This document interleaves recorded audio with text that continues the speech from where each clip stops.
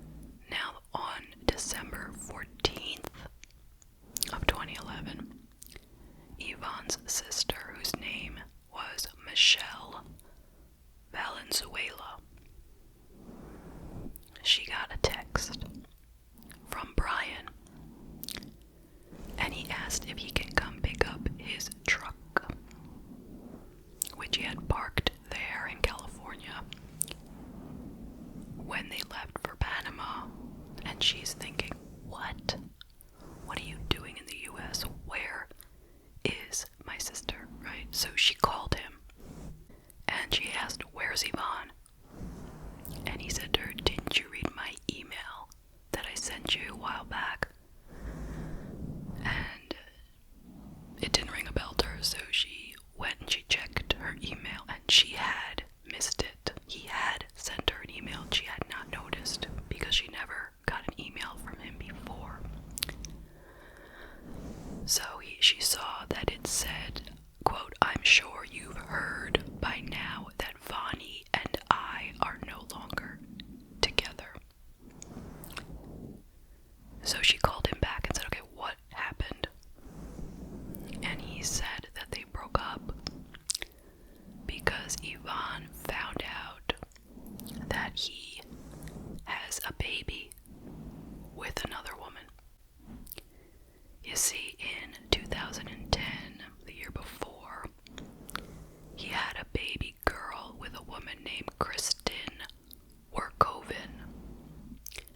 And Yvonne was actually unable to have any children. She was 42 at this time as well. And he was about 35 at this point in the story, so she was unable to have children. So it is likely that she was very upset hearing this because she always wanted to have kids, and now she finds out that the man of her dreams, who she's ran off to Panama with, is hiding the fact that he had a child with someone else the year before when they were dating. So they broke up, he said. And he said that she just took off. She didn't tell him where she was going, and he never heard from her again. But he said, "Don't worry, I'm sure she's fine." So Michelle, her sister, went back to her email to see if she missed anything else. And believe it or not, she did. There was another email there from her sister, Yvonne, and it said, quote, "Hi sis, just an update. Brian and I are no longer together. I should have trusted my instincts that he is a lying, cheating, ASS, something, something, something, something. I'm headed to Costa Rica with a man I met when we first got to Bocas." Bocas was the part of Panama that they were in. So she was thinking, that does not sound like Yvonne. I know her well enough to know that she is not just going to pick up and go to Costa Rica with a brand new man that she just met in Panama right after breaking up with her boyfriend. That didn't sound right. So she was pretty nervous, but she felt a lot better when several days later she got a fresh new email from Yvonne, which said, quote, "Miss you and everyone at home. I'm starting to get a little homesick. I'm working on plans to get home as early as the second week of January. I've been living with cliffhangers for a while. Love you, sis, Yvonne." So at this point, her sister Michelle and the parents, they were like, okay, she'll be back soon. She knows we have a family reunion in January, and she'll be there. Now, on the same day that this email came, that was the day when Brian came to pick up his truck from Michelle's house. And when she had spoken to him before, she said, "When you come to get the truck,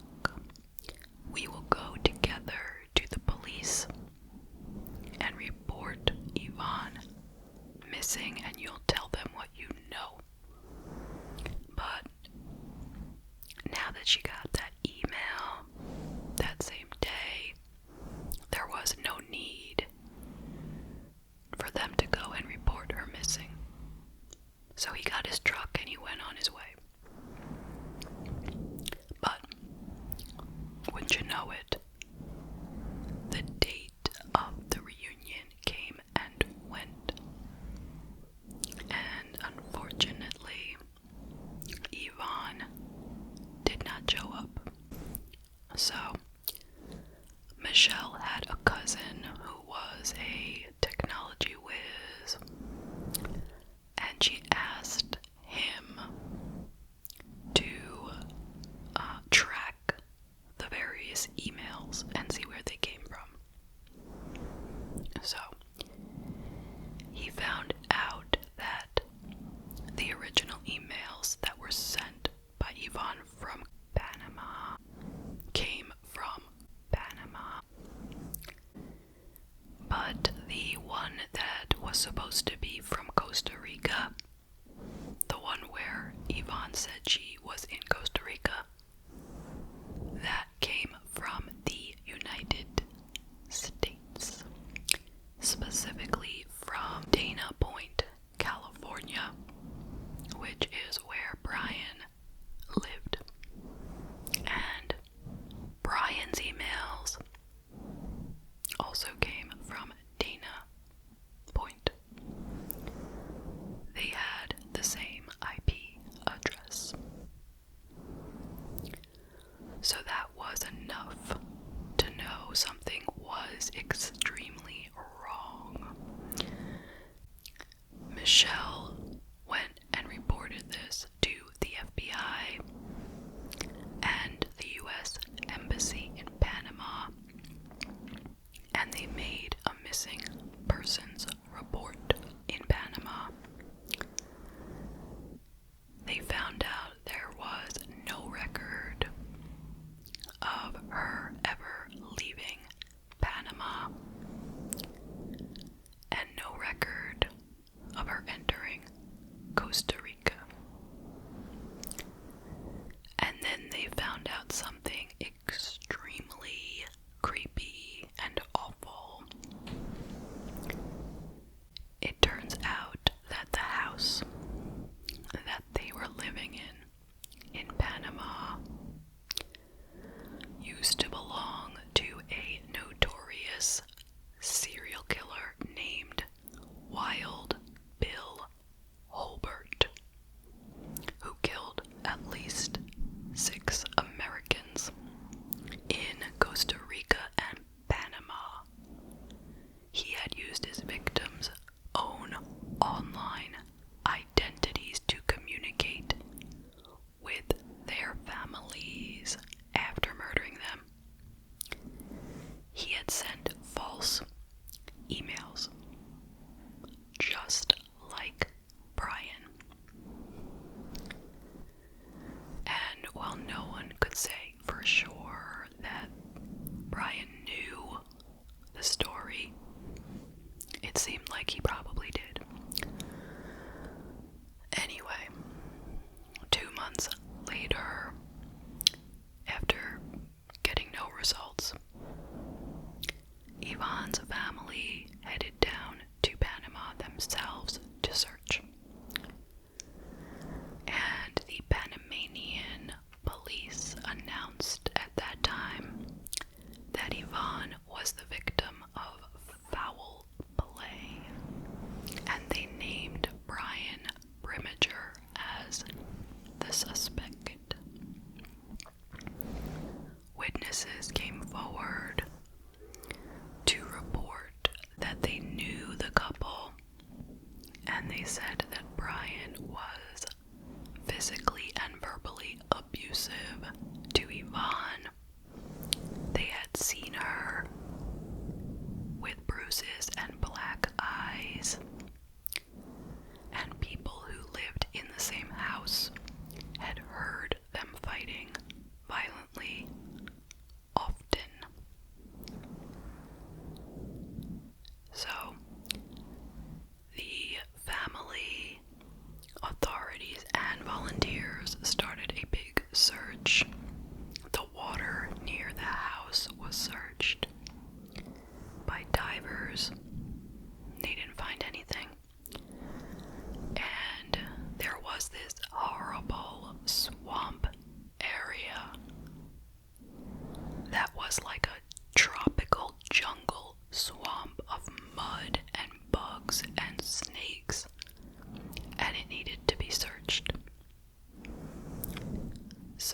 people put on their boots and whatever gear they could find, and they trekked through the swamp looking for something.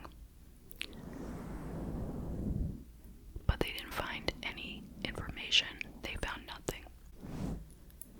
From talking to people in the area, it was determined that Yvonne had been murdered in the early morning hours of November 27th, 2011. It was said that people in the house heard screaming, glass breaking, and people slamming up against the walls that morning. And later that day, Brian told everyone that Yvonne had run off with another man and he was giving away her stuff. But meanwhile, back in California, on March 21st, 2012, the FBI stopped by Brian's house for a surprise interview, and he didn't tell them anything, of course, but they spotted a laptop which belonged to Yvonne,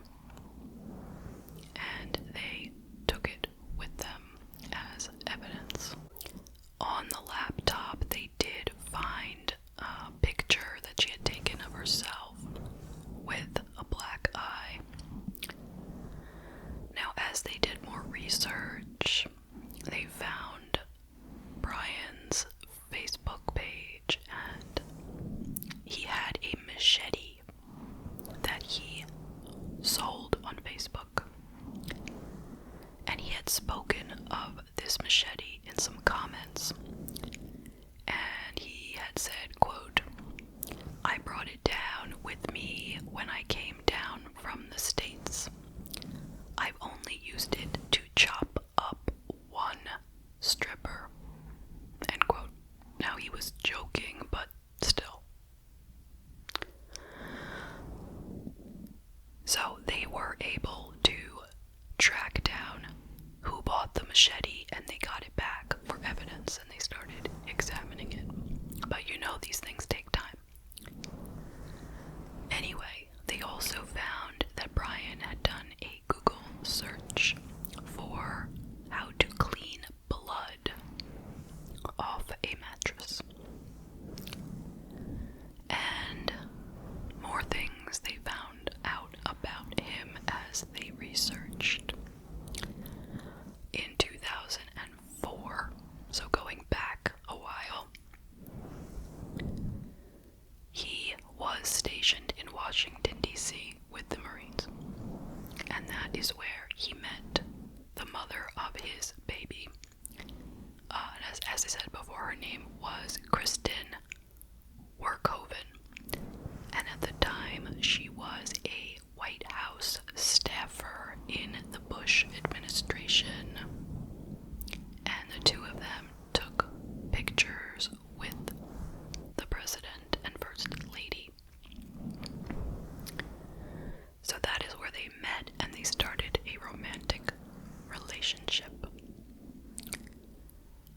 And when he returned from Panama, he went right back to Kristen. They got engaged, and then they got married a couple of weeks later. But before all that, before he came back, right after the disappearance of Yvonne, he took up with another lady. Her name was Nicole Powell. And she said that all he ever did when they were together was party and spend money on everyone. You know, he was the life of the party, throwing money around. and she said he got the money from Yvonne's ATM. So the authorities were able to get photos or videos of him using the ATM machine in Panama and taking out Yvonne's money. So there's a crime. And when he left Nicole in Panama and went to California, he kept the relationship going to some extent. I don't know if she knew about Kristen, because once he was back in California, one day when Kristen was out of town, he flew Nicole to California from Panama, and he picked her up at the airport. But she said that he was a changed man. He was crazy and violent, and he actually slapped her in the face. At that point, she picked herself up and got on a plane and left California and never spoke to him again. Good thinking. His wife, Kristen, remained supportive of him through the entire ordeal. She appeared to believe that he was innocent of everything that people were saying. And she was actually the one who was financially supporting them. She had a good job working for a defense contractor while Brian was unemployed and spent a lot of his time playing golf. And as cameras followed him around, you could see he was leading the life it looked like, always heading out, looking nice, playing golf, relaxing. But it all caught up to him on June 26th, 2013. He was arrested and charged with 13 felonies relating to the cover-up of Yvonne's death. But he was not charged for murder or for killing her or anything of that nature, because there was no body. But 2 months later, near the swamp that the family and everyone had searched, there was a local worker, and he discovered 3 military-style duffel bags and 2 trash bags. That's a lot of bags. But inside of them were human remains, like skeletal remains. And through DNA, they were able to say that it was, in fact, Yvonne's body. And the evidence showed that he had broken her teeth and nose. He had stabbed her multiple times and then dismembered her body and put it in these bags. And also, going back to that machete, they finally found Yvonne's blood. When they undid the screws that were holding the handle on, there was blood in there. Her blood. So now they could charge him for murder. So in February of 2014, he was charged with her murder in Panama. But the U.S. was able to get it switched to the U.S. so he could be, tried in the U.S. instead of in Panama. Now, he had originally pled not guilty when he was first charged, but with all this and the new charge, he knew he wasn't going to get away with it, so he pled guilty. So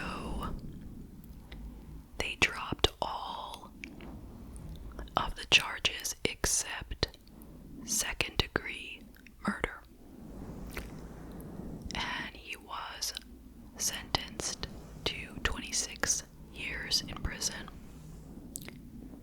The judge said that he did not give him a life sentence because of the fact that Brian had served his country for 7 years in the Marines, and he had no other history of legal troubles, so that even though this was a horrific crime, he gave him that leniency. Now, one more thing to add is that Michelle Valenzuela, Yvonne's sister, she came down with very aggressive breast cancer during this whole search process for her sister. And by the time the trial started, she was in very bad shape.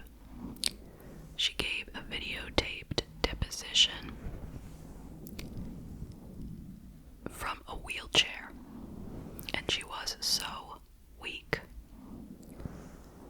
It was said that she passed out right after she spoke, and then she died a couple weeks later, and she never got a chance to see Brian get convicted. But eventually, Yvonne's parents got her remains, and they gave her a very nice ceremony at sea, and they said that the ceremony was really to celebrate both of their daughters, and that is the case. What do you think? I will tell you some of my thoughts.